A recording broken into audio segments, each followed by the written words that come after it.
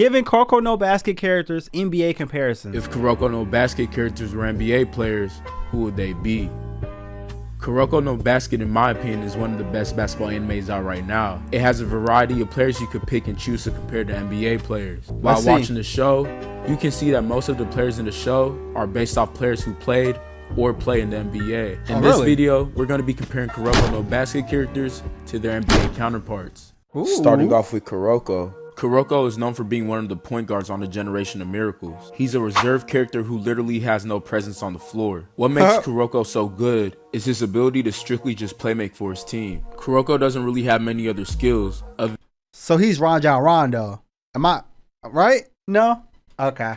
Is his ability to strictly just playmake for his team. Kuroko doesn't really have many other skills other than being an insane passer. He's a player that knows his role on the team and does his best to involve everyone on the court. He's sort of like a Robin to any Batman. His skill set consists of misdirecting passes. That's why if Kuroko was an NBA player, he would be none other than both John Stockton and Jason Williams. Who the fuck is these people? We supposed to compare them to people I know. I've never heard of these guys. Bro, I was born in 2000. Who the hell is Jason Williams? NBA player, he will be none other than both John Stockton and Jason Williams. Much like Kuroko, John Stockton wasn't built to serve as a team's #1 option, but instead a really good sidecast. John Stockton's game wasn't really focused on scoring, but instead setting his teammates up. Both these guys' teams are extremely dependent on their ability to playmate. Kuroko fits Jason Williams purely based off skill. Both these guys were able to pull off some insane passes, including the most notable elbow That shit was fire. Oh my god. That's why I feel like this comparison works so well. That shit was fire. Okay. Next up, we have Murasaki Bar.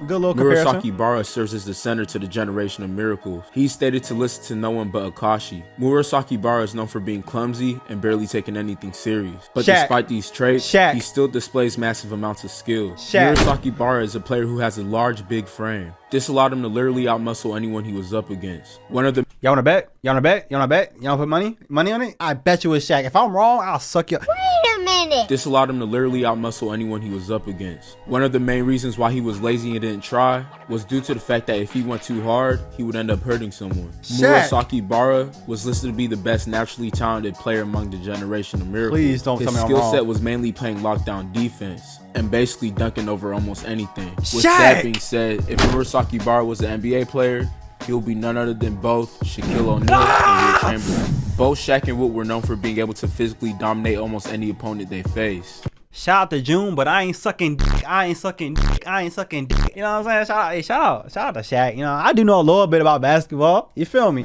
Both Shaq and Wilt were known for being able to physically dominate almost any opponent they faced. The comparison to Shaq works mainly due to their play style and personality. If we're talking about natural talent, Shaq is easily one of the best naturally talented players in NBA history. At the peak of Shaq's career, it was said that Shaq was lazy and didn't really work on his game. That's why like Murasaki Bara. Kobe but both hated of them him. were still able to destroy their competition despite their laziness and the lack of ability to take anything serious. Also, one of Murasaki Bara's signature moves is Thor's hammer, which looks exactly like how Shaq dunks the ball. The comparison to Wilt works just based off the fact that how ridiculously strong they both are. Also, I'm about to get canceled for this. Every time I see like the older basketball highlights and stuff, they look ass. They look trash. I might get dragged for this, but I don't think a lot of these basketball players from back in the day will survive in today's league. They are not surviving in today's league. I don't care what nobody says. A few moments later. What the hell is this? Also, what the hell is this? Rebounding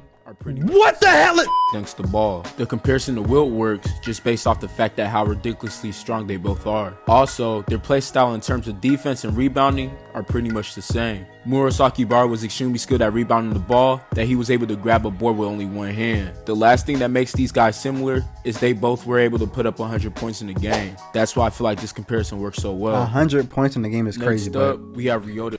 Won't really that much competition back there. I'm just saying. Game. That's why I feel like this comparison works so well. Next up, we have Ryota Kise. Kise served as a small forward to the Generation of Miracles. He was a player known for being able to mimic and copy any move. Kise is a player that only shows respect to those he views as skillful. Off the court, he's an easygoing person, but on the court, he's a different beast. He's extremely competitive and doesn't like the feeling of losing. Kise rarely passes the ball just due to his insane ability to be able to score by himself. That's why if Kise was an NBA player, he would be none other than Kobe Bryant. One thing that makes this comparison work is that both Kobe and Kise are known for their ability to mimic anyone's move. Kobe's I didn't known know for he had being a that. literal carbon copy of Michael Jordan, due to them having similar moves. This comparison also works because both Kobe and Kise hated the taste of taking a loss. Both of them hated losing, so it led them to naturally not rely on their teammates to score. Kobe and Kise were both players who didn't share the ball much. That's why I feel like this comparison works so well. Okay, Kobe. Next up, we have Shintaro Midorima. Midorima served as a shooting guard to the generation of miracles. He was a reserved character who loved to follow superstitions and horoscope. But the one thing that made Midorima one of the most unstoppable players in Kuroko no Basket was his insane shooting ability. Midorima could literally pull from anywhere on the court and sink the shot. Whether it was a half-court shot or even a full-court shot. Y'all already know who I'm about to say, right? Y'all already know who I'm about to say, right? No motherfucking GOAT, Stephen Curry, because he shoots from fucking anywhere, bro. Whether it was a half-court shot or even a full-court shot, this man was going to sink it. His skill at shooting was insanely good due to how fast he could catch and release the ball. He was so confident that he was going to make the shot that he would often walk away before the shot even went in. Curry does this every day. That's why if Midorima was an NBA player, he'll be none other than Steph Curry and Larry Bird. As we all know, Steph Curry and Larry Bird is easily one of the two best shooters in NBA history. This comparison works so well purely just based off the skill of Midorima. Midorima shooting the ball from literally anywhere on the court can easily be compared to how far Steph Curry can shoot the rock.